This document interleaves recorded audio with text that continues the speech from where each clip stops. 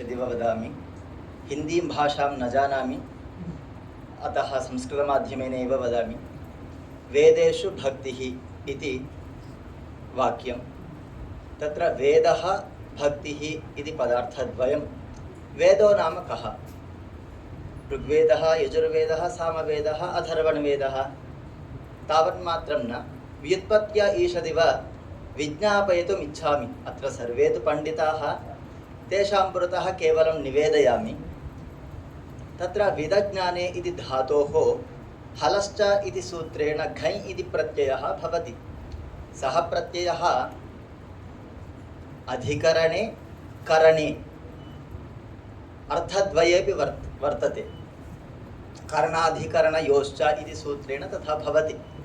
तत्र विद् आ इत्यवस्थायां तत्र काचन प्रक्रिया वर्तते। पुगन्तलघुपधस्य च इति सूत्रेण विद् इत्यत्र इकारस्य गुणः भवति। वेद आ वेद सुप् कार्यं भवति, प्रक्रिया वेदः इति रूपं भवति। वेदः इत्यस्य धर्म अधर्म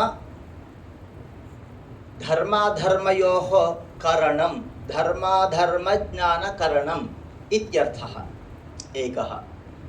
धर्माधर्म अधिकरणम् इति द्वितीयः अर्थः। नाम धर्मम् अधर्मञ्च एतेन एव ज्ञातुं शक्नुमः इत्यर्थः तत्र ज्ञायते। वेदः इत्यस्य अपरोपि अर्थः वर्तते। वयं जानीमः वेदः नाम ज्ञानराशिः इति। अपरः अर्थः दर्भमुष्टिः इत्यर्थः। श्रौते वेदं कृत्वा वेदिं कुर्यात् इति अस्ति। शुक्लयजुर्वेदकान्वशाखायां प्रथमाध्याये वेदोऽसि वेदये न त्वन्दे एव वेददेवेभ्यो वेदो भावः इति आयाति। तत्र वेदः इति पदमस्ति, तस्य अर्थः दर्भमुष्टिः इत्यर्थः। को भेदः दर्भमुष्टिः एवञ्च ज्ञानराशिः इत्यत्र इति चेत् स्वरे भेदः अस्ति। वेदः इत्युक्ते दर्भमुष्टिः, वेदः नाम स्वरभेदेन दर्भमुष्टिः एवञ्च ज्ञानराशिः इति अर्थद्वयं भवति। इतोपि वेदशब्दस्य कश्चन अर्थः अस्ति, वयं सर्वे जानीमः। वेदो वेदविदव्यङ्गो इति सहस्रनामस्तोत्रे आयाति। तत्र वेदः इत्यस्य धर्माधर्म अधिकरणम् इत्यर्थः। स्वरभेदात् अर्थभेदः भवति।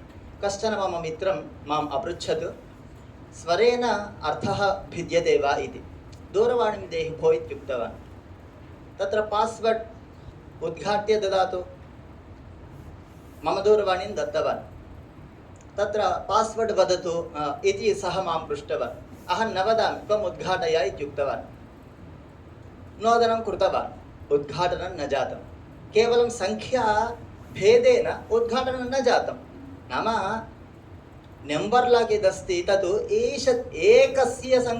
एकस्याः संख्यायाः अन्यां यदि नोदयामश्चेत् उद्घाटनं न भवति। तर्हि द्विवारं त्रिवारं वदामश्चेत् अनलाक् कदापि न भवति, लाक् एव भवति। वयं जानीमः एव। तथा सामान्यलोके एव तथा अस्ति। वेदः नास्ति, वेदः अयं। तस्य कथं भवति? स्वरभेदेन अवश्यम् अर्थः भिद्यते इति एकः विषयः। इदानीं भक्तिः इति अपरः विषयः। भक्तिः इत्यत्र भजसेवायाम् इति धातोः क्तिन् प्रत्ययः भक्तिः इति रूपं भवति। प्रक्रिया तु अन्या विषयः। तत्र सेवायाम् अत्र द्रष्टव्यः विषयः भज सेवायां। भक्तिर्नाम सेवा। ब्रह्मसूत्राणाम् एका व्याख्या वर्तते श्रुतप्रकाशिका इति।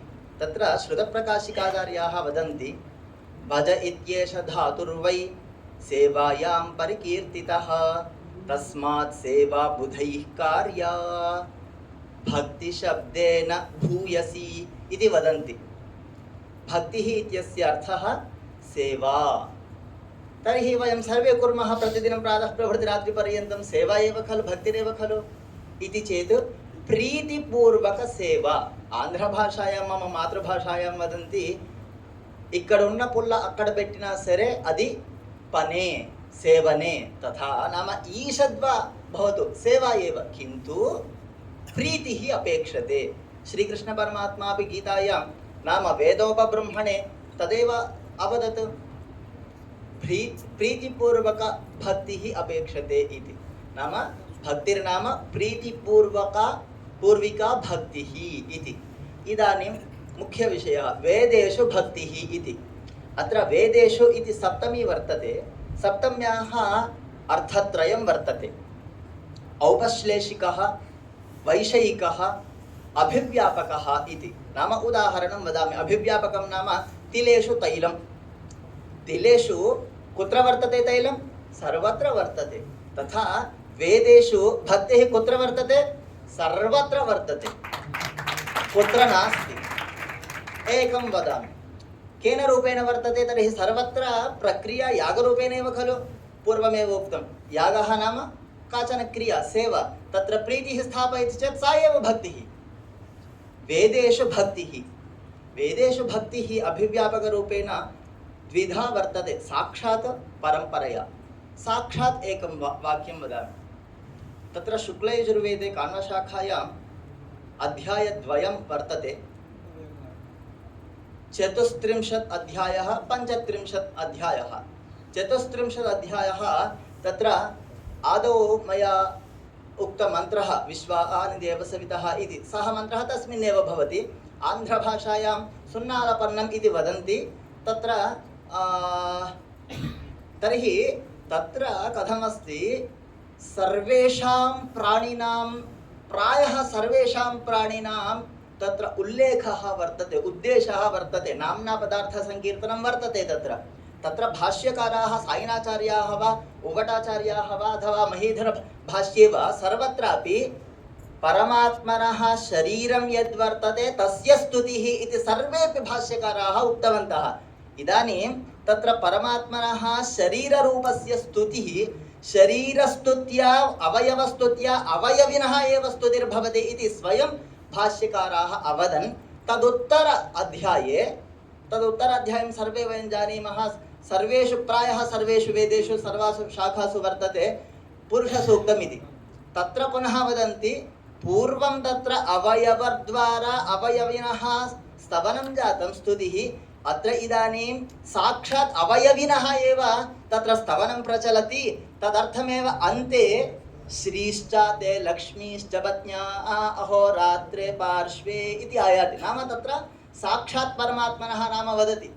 श्रीः लक्ष्मीश्च यस्य पत्न्यौ स्तः सः परमात्मा अवयवी इति भाष्यकाराः सायणाचार्यादयः उक्त्वा अनन्तरम् एकां लघ्वीं कथां वदन्ति. तत्र वेदपुरुषः वेनस्तत्पश्यन्निहितं गुहासद्यत्र विश्वं भवत्येका नीलं तस्मिन् निदग्गा सञ्चविचैति इति मन्त्राभ्यां तत्र द्वाभ्यां मन्त्राभ्यां वेदपुरुषः वदति. वेनः इति कश्चन गन्धर्वः अस्ति. सः गीतायां यदुक्तम् अन्तः बहिः यः सर्वेषु एवञ्च सर्वत्र परमात्मानं यः पश्यति सः पण्डितः इति तमेव विषयं वेदपुरुषः पूर्वं तस्मिन् मन्त्रे अवदत्. वेनः इति गन्धर्वः अस्ति. सः सर्वत्र परमात्मानं दृष्ट्वा अनन्तरं मुक्तिं प्राप्तवान् इति वेदपुरुषः वदति. तथा अभिव्यापकरूपेण परमात्मा नाम परमात्मनः भक्तिः सर्वत्र वेदेषु वर्तते इति एकः. द्वितीयः वेदेषु भक्तिः कार्या इति द्वितीयः. वेदेषु भक्तिः कार्या नाम वेदेषु केन रूपेण भक्तिः कार्या? सेवारूपेण, प्रीतिरूपकसेवारूपेण एव तत्र भक्तिः कार्या. कथम् इति चेत् ये वेदं पठन्ति तान् रक्षणं पोषणं कुर्वन्ति चेत् वेदेषु भक्तिरेव. यतोहि केवलवेदस्य रक्षणं वा पालनम् इत्युक्ते केन रूपेण केन मार्गेण? अनेन मार्गेण एव. अत एव वेदपुरुषः एव साक्षात् वदति. तं वेदवाक्यम् उक्त्वा विरमामि. भागधेयेनैवैनं प्रणयति ब्राह्मण आरुषेय उद्धरेत् ब्राह्मणो वै सर्वा देवताः सर्वाभिरेवैनं देवताभिरुद्धरति यावतीर्वै देवतास्ताः सर्वा वेदविधि ब्राह्मणे वसन्ति तस्मात् ब्राह्मणेभ्यो वेदविद्भ्यो दिवे दिवे नमस्कुर्यान्ना श्लीलङ्कीर्तयेदेता एव देवताः प्रीणाति। हरिः ओम। स्वस्ति।